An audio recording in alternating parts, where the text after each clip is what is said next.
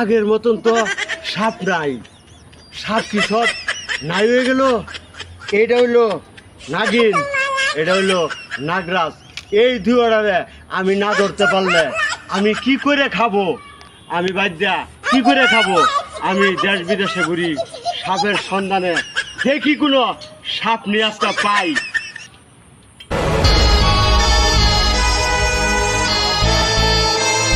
এই যে এই যে আমার 12 বছরের সাধনা, আজকে আমি তো করে একসাথে দুইজনে পেয়ে গেছি।